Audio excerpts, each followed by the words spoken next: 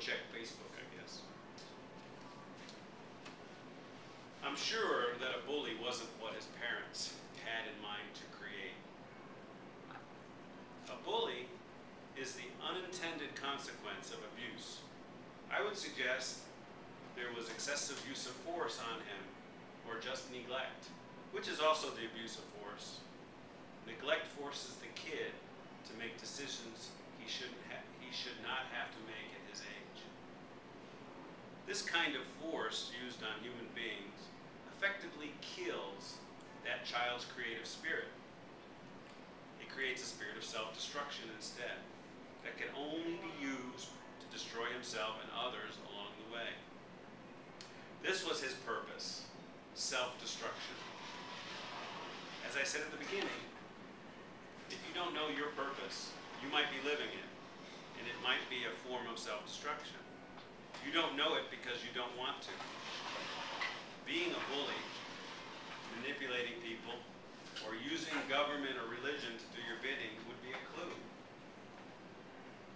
This is also the tragedy of an abusive government. A government that abuses its monopoly on the use of force. A moral government only uses force to protect its citizens from each other, outside threats, and the government itself. The unintended consequences of abusive government force like what that bully's parents probably used, is the destruction of man's most valuable tool for his own survival, his creative mind.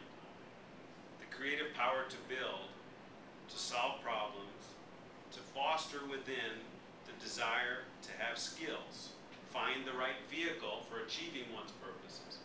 We are left with only one driving purpose: to survive. Take away the ability to think creatively, and all we can do is hold each other at bay like a Western movie standoff. My favorite was the one in Tarantino's film Reservoir Dogs. Remember that Mexican standoff? We are like that. Each left alone, pointing a loaded weapon at each other's temple, just nervously hoping no one fires the first shot.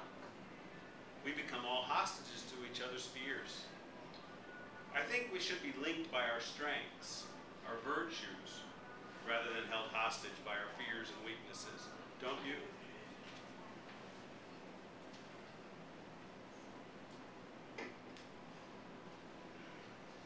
So here's the question. Why was I so strongly against the bully when others around me were not? I could say it was due to some deep unresolved issues that I had, but it wasn't. One thing about me is I have always been a networker. I have always seen the value of having friends with many different skills. Once in class, when the math teacher was encouraging me to learn some new algebraic equation, I asked her, "Why do I need to learn this when my best friend is your top student? If I need to do this, I'll just ask him. He loves to do it. I do not." She didn't have an answer. That bully was killing the free market. That's what I saw. He was forcing people to focus on him instead of themselves, and causing everyone to compromise themselves for him. Bottom line, he was destroying everything good within everyone good, by everyone's standard except his. And I found out in the bathroom that his standard of good was the same as mine anyway. He wanted to live free too. One of the character building things for me was that my small family moved around a few times during my formative years, and this moving gave me a unique perspective on relationships. I could see from this distance who people were and what they were good at. And I had the free choice to select individuals I admired out of the cliques they belonged to, for whatever reason they belonged to them.